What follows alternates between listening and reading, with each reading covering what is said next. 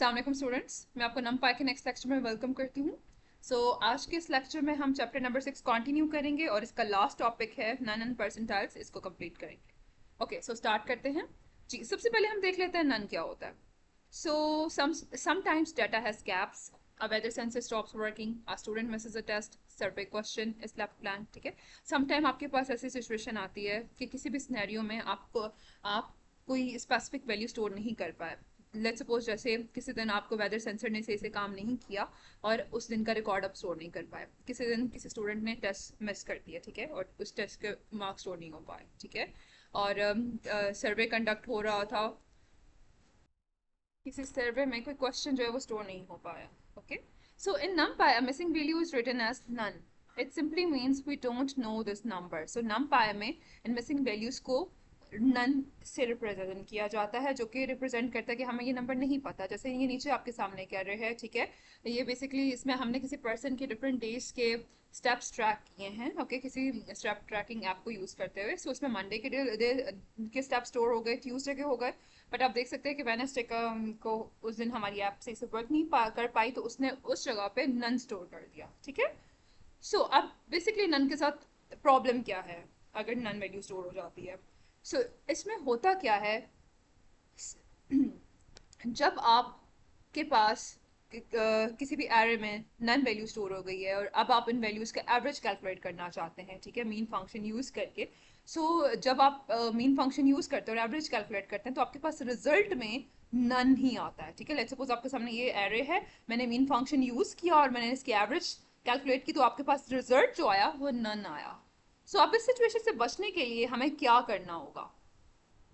इसमें हमारे पास नम पाई में नन मीन का फंक्शन होता है, ठीक है। अगर आपके पास ऐसी सिचुएशन हो जहां आपके पास नन वैल्यू स्टोर हो आपकी एरे में, आप मीन फंक्शन यूज करने की बजाय नन मीन को यूज करेंगे, तब इस फंक्शन से होगा क्या, वो आपकी नन वैल्यू को कंसीडर नहीं करेगा और आपकी जो बाकी वैल्यूज हैं उनको उनका एवरेज कैलकुलेट करके आपको रिजल्ट रिटर्न कर देगा, ठीक है। आपको समझ आया, नन वैल्यू रिप्रेजेंट करता है कि इस दिन की वैल्यू आपकी स्टोर नहीं हो सकी, और अगर आपने इसका मीन कैलकुलेट करना है, आपने नन को कंसीडर कर लिया, तो रिजल्ट आपके पास ओवरऑल नन ही आएगा। और इससे बचने के लिए आप क्या करेंगे, नन मीन का फंक्शन यूज करेंगे। ओके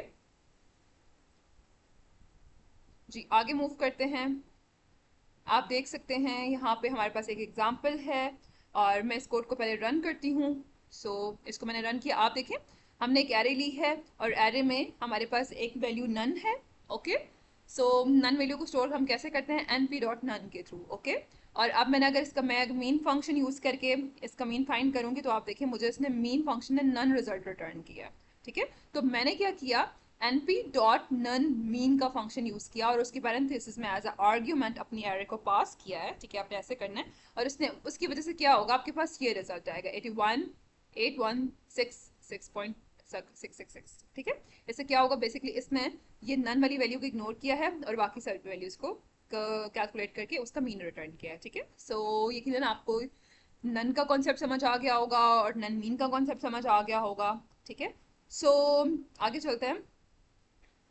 आप देखें, आप यहाँ पे इस नन का फंक्शन भी यूज कर सकते हैं। इस नन बेसिकली किससे यूज होता है, इस नन फंक्शन आपको उस एरे में से ट्रू फॉल्स की फॉर्म में आपको रिजल्ट रिटर्न करेगा। जहां आपके पास फॉल्स फॉल्स है, इसका मतलब है कि वहां प्रॉपर वैल्यू स्टोर है, और जहां आपको वो ट्रू रिटर्न करे तो इसका मतलब है कि यहाँ पे that day has none. Okay, इसका मतलब है वहां पे नन वैल्यू है। फॉल्स फॉल्स रिप्रेजेंट करते हैं रियल्स, आपके रियल नंबर्स को, यानी अगर आपका इस नन फंक्शन ट्रू रिटर्न कर रहा है तो वो रिप्रेजेंट करेगा कि यहाँ पे नन वैल्यू है, और अगर फॉल्स रिटर्न कर रहा है तो उसका मतलब है वहां पे रियल नंबर है, ठीक है। आप इस नन फंक्शन यूज करके भी अपनी एरे में से फाइंड कर सकते हैं कि कहाँ पे वैल्यूज हैं और कहाँ पे वैल्यूज नहीं है। यहाँ पे आपको एक इस डायग्राम से क्विक ओवरव्यू दिया गया है मीन और नन मीन के बारे में, आप इसको जरूर रीड कीजिएगा। ओके, हम अपने नेक्स्ट टॉपिक की तरफ मूव करते हैं, जो कि है परसेंटाइल। परसेंटाइल क्या होता है, a percentile shows a number ranks in a group, like asking how many people scored below this, ठीक है।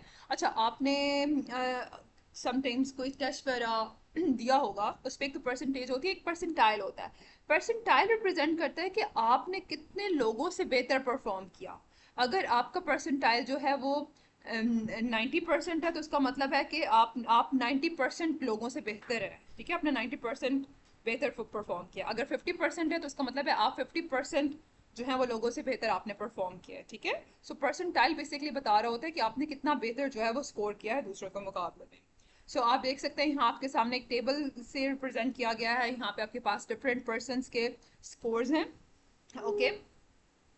और यहाँ पे अगर आप लेट्स सपोज ये कह रहा है एक पर्सन है और इनके 85 मार्क्स हैं और इनके परसेंटाइल 50 है, तो इसका मतलब है कि 50% लोगों से इन्होंने अच्छा परफॉर्म किया, ठीक है ये, ओके, ठीक है। So highlighted row equals to 50 percentile, middle 90 percentile, 97, ठीक है। सो परसेंटाइल बेसिकली रिप्रेजेंट करता है कि आपने कितना परसेंट, आप कहाँ रैंक कर रहे हैं, आपने दूसरे लोगों से कितना परसेंट बेटर जो है वो परफॉर्म किया है।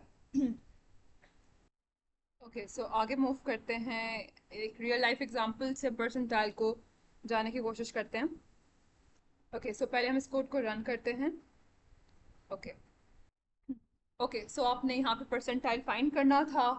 ओके, सो अगर आप 50 परसेंटाइल फाइंड करना चाहते हैं तो उसके लिए आपको क्या करना होगा, आपने एक एरे डिफाइन की, उसमें वैल्यू स्टोर की, देन आपने प्रिंट फंक्शन में np डॉट परसेंटाइल, ओके, इसको यूज़ किया, एंड देन उसके पैरामीटर्स में आपने स्कोर्स नेम की एरे पास की, एंड आपने 50 ओके कि 50 पे आपकी कौन सी वैल्यू लाया करती है। सो आप okay same as it is, अगर आप जानना चाहते हैं कि 90 परसेंटाइल पे कौन सी वैल्यू रैंक करती है तो आप ठीक है ऐसे 90% पर लिख सकते हैं, ओके।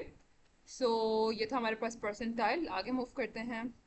सो आगे आपके पास ये क्विज है, इसको आप ज़रूर अटेम्प्ट कीजिएगा, अपना नॉलेज चेक कीजिएगा, ओके। और यहाँ अगर आप किसी भी टॉपिक पे किसी भी चीज़ से रेलिवेंट कंफ्यूज हैं तो हमारे पास यहाँ पे आप देख सकते हैं पॉलीमेंटर है, ठीक है, हमारा ये असिस्टेंट है, ओके। आप उसको भी वो कॉन्सेप्ट दे सकते हैं कि लाइक मैं इस कॉन्सेप्ट पे कंफ्यूज हूँ, मुझे इस कोड की समझ नहीं आ रही, प्लीज़ मुझे एक्सप्लेन करो। सो ये आपके फुल कंप्लीट हेल्प करेगा, ओके।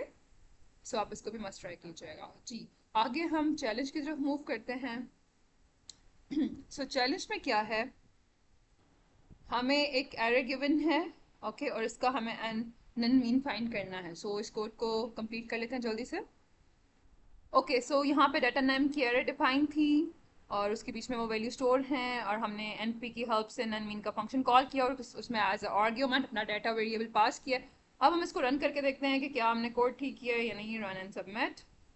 सो यस, ठीक है, चैलेंज कंप्लीट, हम गो अहेड। इसका मतलब है कि हमने रिक्वायरमेंट से इसे फुलफिल की, हमने नरमिन का फंक्शन यूज़ किया, हमने इसको प्रिंट करवा दिया, एक्सपेक्टेड आउटपुट और हमारी आने वाली आउटपुट सेम है।